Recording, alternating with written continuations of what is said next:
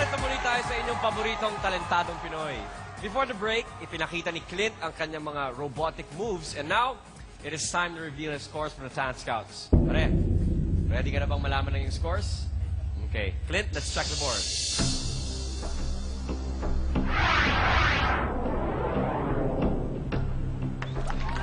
Dalawang 85, dalawang 80. Yan ang 1/3 ng iyong final score, Clint. Satisfied ka sa mga scores mo, Clint? Apo. Okay, that's just 1/3 of your scores. Abangan natin yung 2/3 mamamaya. But Clint, ngayon, relax ka muna backstage, pare. Thank you. Hirap na nga sa buhay ang ating susunod na talentado ay nawalan pa siya ng trabaho ng isang buwan dahil sa isang sakit. Alamin natin kung ano ang nangyari. Ako po dati nagkaroon ng sakit ng hipap po. Pero pinaglalabanan ko po yun.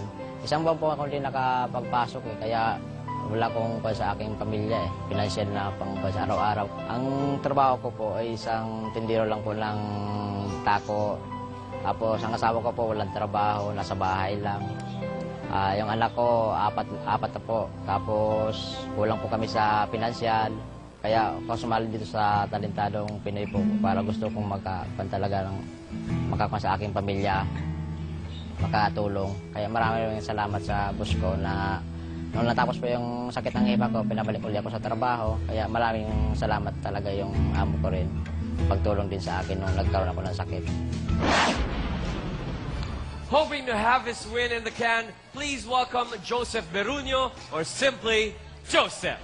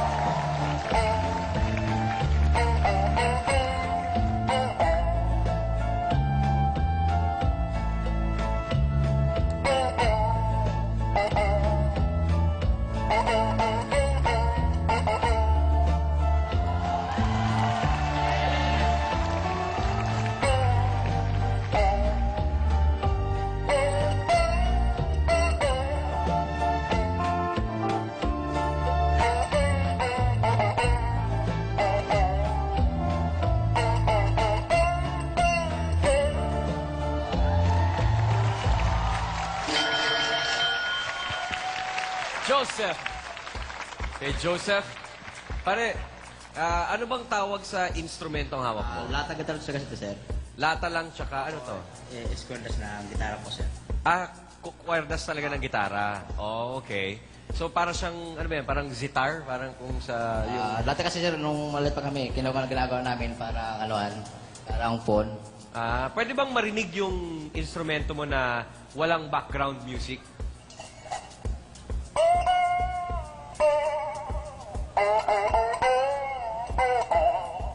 Okay, well, Talent Scouts, what do you say? Okay, it's really just two cans and a guitar string in the middle. Nakinabitan lang ng mic ni Joseph. Okay, Scouts, what do you say? Kay? Hello, Joseph. Joseph! Chubby ka, chubby. Papayat ka, ha? Ay, nakakaloka. Oo. Ay, ang taray talaga. Wala kang magawa, ano? Pwede pang science fair, no? Akalain mo yun, no? Nakakaloka. Parang strand ng hair lang. May tono pa, no? Oo. At saka, oo, paano naano yung tono niya? Hatakin lang ma'am, pag medyo Hatakin. taas yung kanta. Eh, Alat yung ba? kung effort, kasi ikaw lang ata nakita namin magganyan. Oo, for the first time nyo lang nakita na ganyan, inventor ka na. Hindi ko alam, ewan ko sa yung gulo, pati ako naguguluhan, ayoko lang sumagot. Basta, kakaiba ka, tol. Hindi ko lang manalo ka, pero kakaiba ka. Oo, ikaw na. You already. Nag-iisa ka, you're alone in English. Okay, kahit nagkasakit si Joseph, at least yung rest time niya, nakaisip siya ng magandang konsepto. Dahil ngayon lang ako nakakita ng ganyan. And who would have thought na pag tinaas or binaba, may tono pala siya. So that's amazing and inspiration sa lahat ng mga nanonood to be, inventive, diba? To try different things. Kaya maganda na entertain kami. Kahit medyo boring panoorin ng konti, hindi ka masyado gumagalaw, tapos yung kanta mo parang malungkot na hindi ko maintindihan, okay lang yun kasi kakaiba siya. So, yes, you can! Nice, nice. Yes, you can!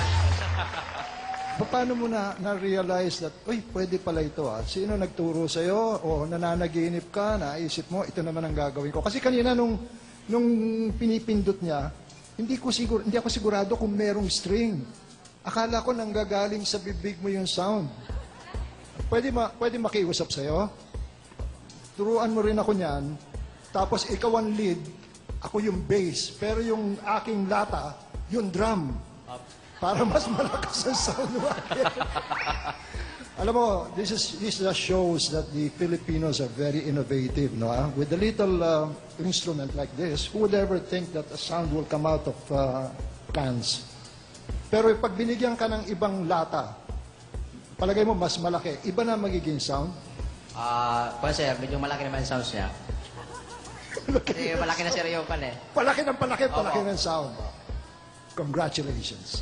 Thank you very much, Dance Scouts. Okay, Joseph, medyo nalilito sa pinakita mong talent ng ating mga Dance Scouts dahil nga bagong-bago, but they see the ingenuity of what you did. Pero tingnan natin kung ano ang binigay nilang scores. Joseph, let's check the board.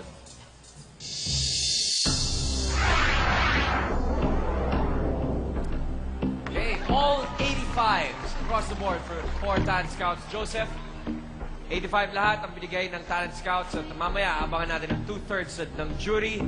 Good luck na lang sa judging mamaya. Thank you, Joseph.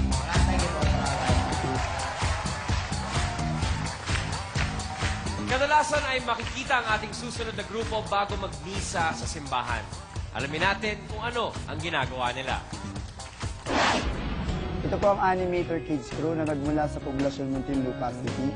Kami po ay galing po sa simbahan. Nabuo po ang grupo namin sa loob ng simbahan. Nagsasayaw po kami. Before ang Mass, nag-start po kami magsayaw para may pahayag ang salita ng Diyos. Meron din po kami tinutulungan na kagrupo namin. Tulad na lang po ni Joshua, siya po yung binibigyan po namin ng priority, lalo na po nung time na pinatigil po siya ng kanyang ama sa pagtasayaw. Pinusige ko lang po na ipagpatuloy niya po dahil isa po siyang laking kawalan sa aming grupo. Setting their feet to a rhapsody of moves, get ready for the Animator Kids Crew! Is this the real life? Is this just fantasy? Caught in a landslide, no escape from reality.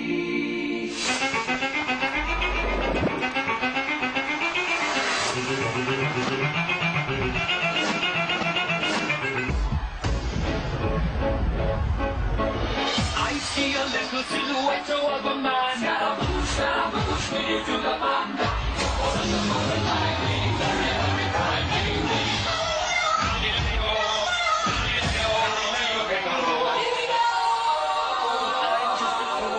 Nobody loves me.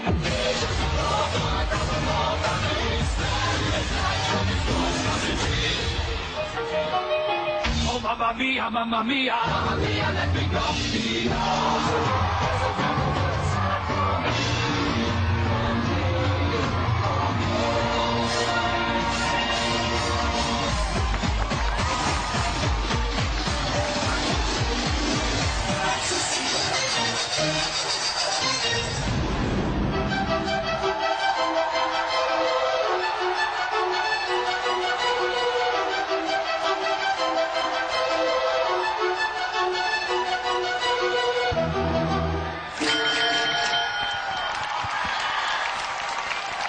Theater Kids crew. Okay, guys, dito tayo. Sino maghahawak ng mic sa inyo? Okay, here you go. Scouts, what do you say? Ay, mga bata, ang cute nyo. Parang pag... Ang cute nyo. Tsaka parang magkakamukha kayo. Parang isa lang kayo ng hulmahan. Magkakaano ba? Lahat na lang? Nakakaloka. Hindi, ang cute nyo sa konsepto nyo na yung outfit, ano? Para lahat kayo naka-neck and tie. Yung tawag nyo, di ba, neck and tie? Hindi, okay, cute. Pero amin natin, di ba? Napaka-simple ng moves nyo. Gawin lang, ganyan-ganyan, keme-keme. Although, sabay-sabay naman. At gusto ko yung effort nyo sa outfit, yung look. At syempre, yung ito lang sa gitna, yung batang maliit. Talagang super cute. Parang enjoy na enjoy ka talaga sa ginagawa mo. Gusto ko yan. Gusto ko yung mga ganyan. Kaya nakakahawa yung energy nyo. Kaya kahit di masyado palumpula sa akin ng choreo, wapak pa rin kayo sa akin. Pasok, wapak! Thank you po. Kaya cheer ng cheer sa bawat sinasabi mo, Kay. Kasi sila yung mga mommies sa In fairness, ang ingay talaga ng Sky Dome ngayon dahil sa mga bata na to. On cue yan. Tinamagsalita kayo sa Sige nga, ang galing nila! Ay, nako. Tama, basta bata talagang nakakatuwa, lalo na ngayon. What a great example! Dahil, imbis na yung ibang mga grupo, puro na lang galit, puro cramping, puro mga nahulog sa stage at nagtatambay na baka mamatay sila. Kaya naman, you chose a really nice song, very interesting, lots of dynamics. Choreography is cute, simple pero malina yung steps, nakasmile kayong lahat.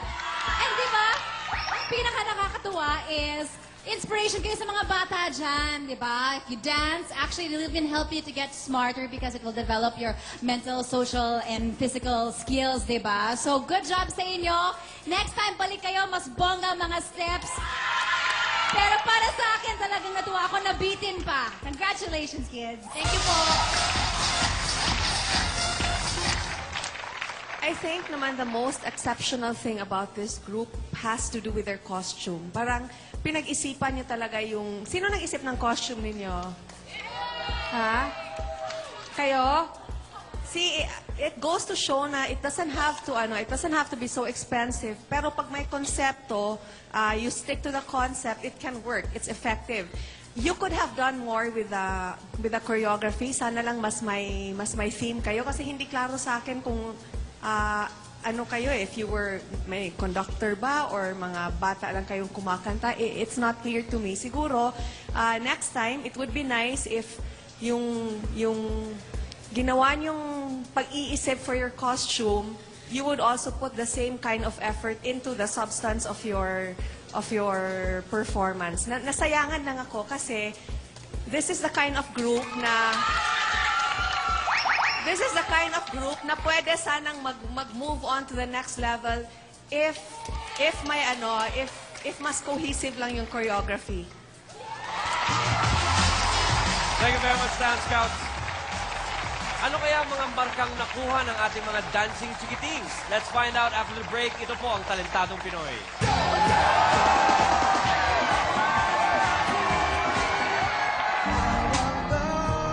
Susunod!